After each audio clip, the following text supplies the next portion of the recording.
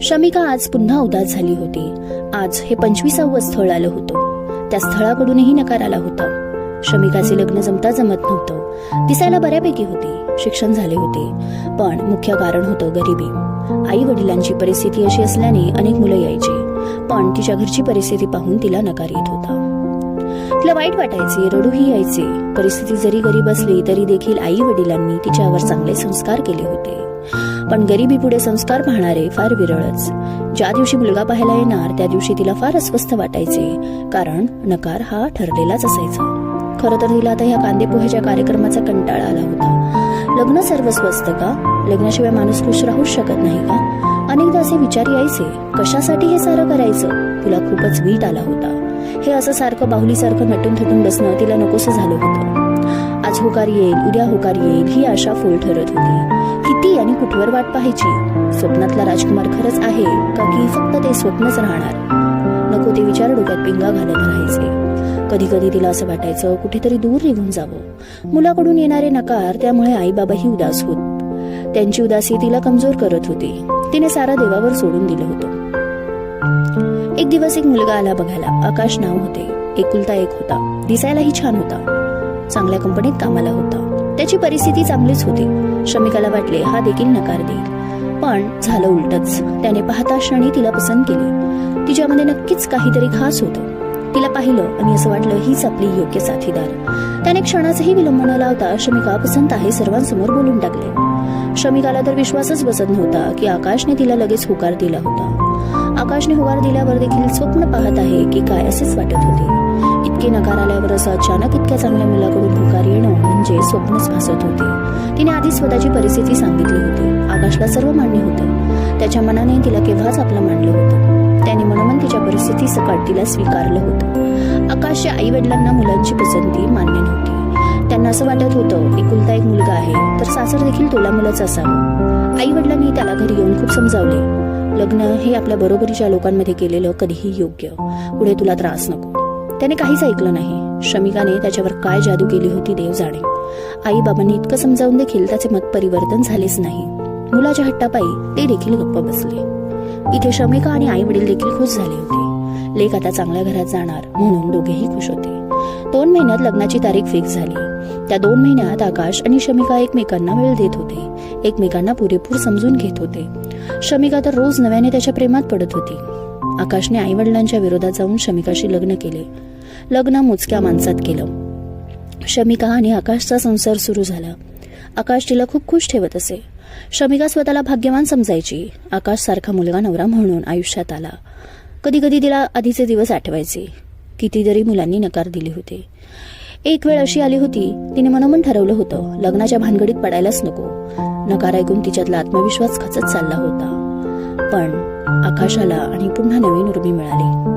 तिच्या स्वप्नातला राजकुमार आता तिच्या सोबत होता.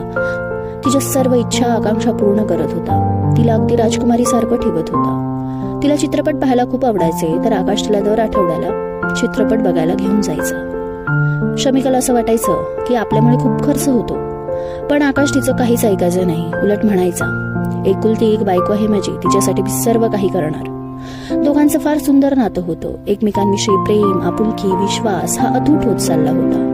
थोड्याच दिवसात तिला आई होण्याची चाहूल लागली. ती आई होणार होती. आकाश आता जवळून काळजी घेऊ लागला. तिला काय हवं नको सारं पाहायचा. तिला सतत आनंदी ठेवायचा. पहिले बाळांपण आईकडे करायचे म्हणून शमिकाने त्याला सांगितले.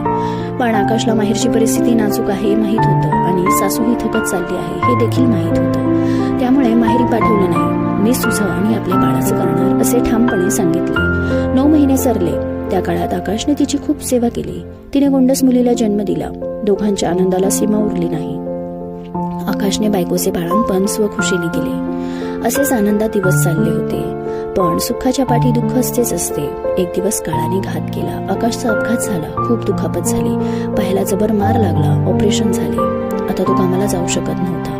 उपाशी राहायची वेळ आली. सर्व घर आकाशवर विसंबून होते आणि आता आकाशची अशी अवस्था होती की तो धड चालू देखील शकत नव्हता. त्याची नोकरी गेली. त्या अपघाताने तो कोलमडून पडला होता. त्याला आकाशला शमिका आणि बाळाची काळजी वाटू लागली. कसं होणार, पुढे काय होणार, खूपच चिंता सतावू लागली. आकाशच्या अपघाताची बातमी समजली तसे त्याचे आई वडीलही आले. मुलासाठी दोघांचाही जीव तुटत होता. आकाशची अशी अवस्था पाहून शमिकाही गर्भगळीत झाली होती. पण तिच्यासाठी मोठी गोष्ट हीच होती की आकाश तिच्या सोबत होता. त्याचा जीव वाचला हेच महत्वाचे होते. देवाने जणू दुसरी संधी दिली होती. तिनेही मग बदल पोचला. घर चालवण्यासाठी ती घरातून बाहेर पडली. नोकरी करू लागली. तिला डोळ्यासमोर फक्त स्वतःचे कुटुंब दिसत होते. काहीही करून चांगले दिवस आणायचे हेच तिने मनाशी ठरवलं होतं. स्वतःला कितीही त्रास होऊ दे पण ती धडपडत होती. शमिकाची धडपड आकाशचे आईवडील पाहत होते. ज्या मुलीला सून म्हणून स्वीकारण्यास नकार दिला आज तीच खंबीरपणे संसार सांभाळत होती. मुलाला सांभाळत होती. आकाशची निवड योग्यच होती हे त्यांना पावलोपावली जाणवत होते. आपल्या बायकोला किती त्रास होतो आहे पाहून आकाशलाही त्रास होत असे पण तो हतबल झाला होता. शमिकाने त्या पडत्या काळात आकाशला खूप जपलं. त्याच्या मनाची आणि शरीराची ती फार काळजी घेत होती. आकाश पूर्वीसारखा व्हावा म्हणून ती देवाकडे रोज प्रार्थना करायची आणि तो दिवस आला. त्याचीही इच्छाशक्ती जबरदस्त होती. तो 6 महिन्यातच बरा झाला. दोघांचा संसार पूर्ववत झाला. शमिकाच्या कष्टाचे चीज झाले होते. दोघांनी एकमेकाच्या साथीने आलेल्या वाईट प्रसंगावर मात केली होती आणि आधीचे सोनेरी दिवस पुन्हा आणले होते. खरं तर सारं श्रेय हे शमिकाचे होते. अशा वेळी ती खचली नाही. उलट पूर्ण जोमाने ती संसाराची विस्कटलेली घडी नीट बसवण्यासाठी धडपडत राहिली. आयुष्यात अनेकदा असेच होते. आपल्या हातातून मूल्यवान काहीतरी सुटत चालले आहे असेच जाणवते पण देव तेव्हाच एक संधी देतो आणि आपली परीक्षा बघतो. जर त्या कठीण काळात आपण न डगमगता लढलो की आयुष्यात आनंद पसरतो तो नेहमीसाठी. आपला कठीण काळ एक दुसरी संधी असते. तिथे आपल्या सहनशक्ती आणि इच्छाशक्तीची जणू कठोर परीक्षाच घेतली जाते. समाप्त. कथालेखन अश्विनी पाखरे उगले. कथा आवडल्यास चॅनलला सबस्क्राईब करायला विसरू नका. धन्यवाद.